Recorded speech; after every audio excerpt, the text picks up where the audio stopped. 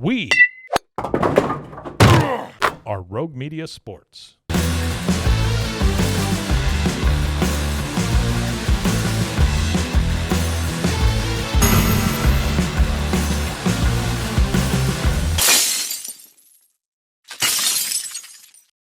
The greatest roast of all time, allegedly. I don't know. Did you see this, Zach? I did not. It was live on Netflix, which I've never done a live event on Netflix before. I know they do it sometimes now, but live on Netflix in LA at the Forum, actually, they do the roast of Tom Brady. And I'm not going to lie. When I first heard about this, I was just like, what are we going for here? Like, what exactly? There's a greater part of this about Tom Brady's post-football life that I do want to get into, but I was like, all right, whatever. I'll give this a shot because, we haven't had a big-time roast in a long time. There are obviously going to be funny people there. There's going to be comedians there. And then there's like a lot of Patriots players, and I was like, hopefully a lot of them are here just for show. And I guess when you tally them all, most of them were there for show, but a lot of them got on the stage and did it. Was anybody good? Player-wise. Okay, I will have to admit first, I did not watch the whole thing. Okay. I was like, I'm not going to be able to get through this whole thing. The first guy they have up there for players is Drew Bledsoe, and he was pretty good. Okay. Like, I don't know, was I laughing all the way home? No, but he's not a comedian. Yeah. He's not even an entertainer. And he was kind of drunk. And it was pretty good. Like, obviously someone writes the jokes for him, but it is about, Tom taking his job and, him Bledsoe almost dying. And like, I don't know, he had some low hanging fruit in there, but overall I thought it was fine. And the second player they had up there, this is about when I had to quit, was Randy Moss. And it was bad. Oh, no. Oh, it was bad. I mean, have you seen him on, like, Monday Night Football? Yeah. So I've seen Randy talk, and I think here lately, unfortunately, the thing that's stuck in my head more is the Julian Edelman impression of Randy Moss at this point more than anything. But, yeah, it is. But I have that, yeah. 14 or 15 of you in this league. There's only one of me. 98 first round. Get to know me. That was on the cutting room floor of names for the show, by the way. 98 first round. Get to know me. I do like that. And he's like fine. He's fine on Monday Night Football. I don't think anyone in there's special, but he gets up there and just the poor guy. He's not a comedian. It felt like he wrote his own jokes, to be honest with you. He kept talking about how they didn't cheat when he was there because they didn't win a Super Bowl. And I was like, okay, first time. And then he did like the same joke 2 or 3 more times. And then at the end, with a roast, you talk about how much you love the person, and then you kind of throw one more jab out there. Yeah. And Randy was like, Tom, I love playing with you. It was the greatest honor of my life. When they told me that they were going to do this for you, I said, no problem. I would do anything for Tom Brady. So thank y'all so much. And then just left the stage, like no last joke. And I was like, that was awful. Like, he missed the point on all this. I literally had to watch. Randy Moss highlights that night. Just to remind yourself of... To purify, keep my image of him pure. Like, it took away from him, the football player, with what he had just done. Because then, you start thinking about everything. You're like, boy, I just watched Randy completely bomb on this stage. And, he didn't win a Super Bowl. And he did force his way out of a couple places. Like, it makes you rethink his whole career. Oh, hold on. So, I still love Randy. His quick five... made you question his existence in the league? Yeah, like I'm like, is he the second greatest of all time? Like, I had to rethink it a little bit, but I mean, overall, like it was fine. Nikki Glaser was on there and was good. It was kind of her same old thing, but it was funny. They brought what's his name back there? Jeff Ross. Oh yeah, the guy who's master. Yeah, Roast Jeff Ross. J. Simpson is what he came out as. And he did have a very funny joke to open. He literally had like an OJ jersey with blood on it as Roast J. Simpson. And he comes up there and he goes, just came back from hell, and looks to the Patriots players. And he's like, by the way, your pal Aaron Hernandez says hi, which was good. That was good. There were some Aaron Hernandez jokes, a lot of divorce jokes in there, a lot of Giselle divorce jokes, which I've always had this problem with roasts, is clearly they don't compare notes, because I heard the same Giselle jiu-jitsu instructor joke like 5 times, just said in different ways. Yeah. So overall, it's like it was just an okay event. But what it got me thinking too, Zach, was like, what is Tom Brady post-football? Because here's a guy I grew up with as like my hero, and as cynical as I will get over my years, and as curmudgeonly as I will grow over my years, I will always hold Tom Brady in like this perfect regard, right? But I knew something like the weirdness was kind of coming, right? The plastic surgery, the I love how you TB12 just said method. the weirdness. Like I just knew once the days were counting down on Brady's career, I'm like, this is going to be an odd. We're going to really think of him as a very odd guy. The multitude of years. somewhat strange Hertz commercials. Yes, and like this, I'm gonna be on Fox some point this decade or something. Yeah. And like,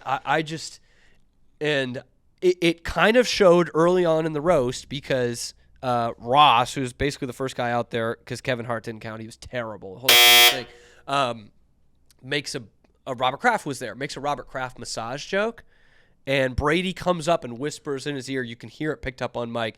Don't say that shit again. Would you like a massage?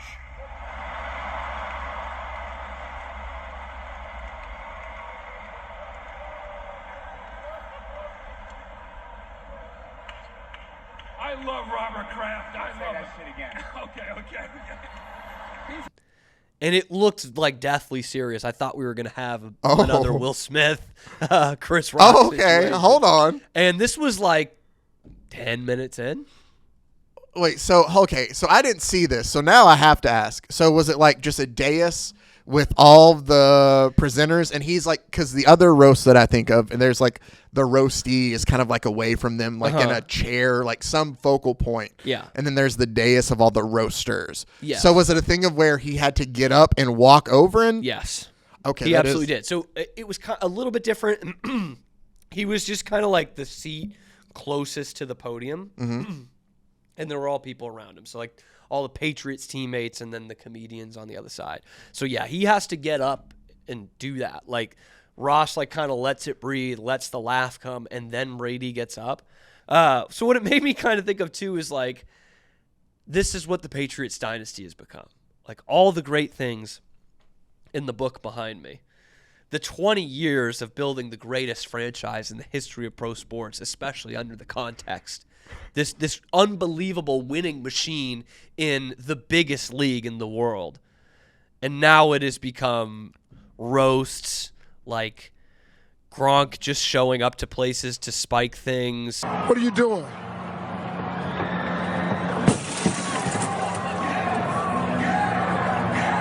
Are you serious? Like Julian Edelman trying to be Joe Rogan. These are acorns. These are nuts. Two of them. That's why I'm going to give the nut. That goes right to St. Brown. He's going to have a killer day. Like this is what it is now. What's the and old Hertz commercials? The old Belichick and Kraft doing a shot, and Kraft cannot keep his mouth. Well, shut. I saw that. Like, Well, it's I just- mean, Belichick's all over on. I mean, he's with McAfee now, which is something that I never. Yeah, but like him talking like it's. Yesterday was your birthday. Happy birthday. Happy birthday, Coach. Happy birthday, Coach. Yeah, we called the fire department to put out the candles. A lot of them, obviously, a lot of them. I don't want to say like the shine is off in a sense because it's not that, but it is a very different picture when you look at that dynasty now compared to what it used to be. It just, for curmudgeon-y old men like myself, it was everything you wanted, right? It was the power of hard work and doing your talking on the field and ignoring the noise and all of this. And now it is like everything that's been joked about for 20 years. It's like all of these guys think they're funny. All of these guys think they're celebrities. And obviously to some degree they are. But like they're just good football players. And they won't go into the night. Isn't it the same that thing with like the 90s Cowboys dynasty? Yes, no, for sure. It is. So is it just dynasties in general of once you're able to put together that success for so long of where you do it that eventually you just kind of become a caricature of yourself? Yeah, because you get this star thing. Like these guys were the most covered team in the history of pro sports, probably. I mean, not even probably, definitely the most covered team in pro sports for these 20 years. And so you think you are a celebrity. Yeah. Which you are in name only. Like you're not witty or charismatic. You're great at football, which is what it should be.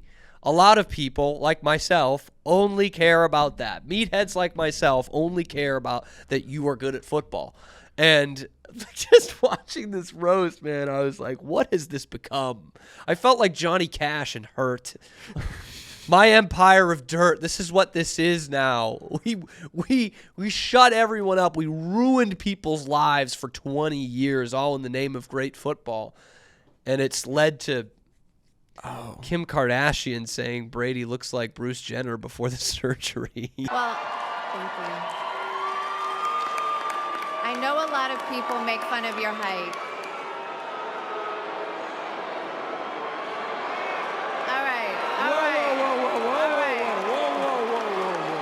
Which was funny, but all what of cost? But all of the Patriots detractors have to be loving it right now.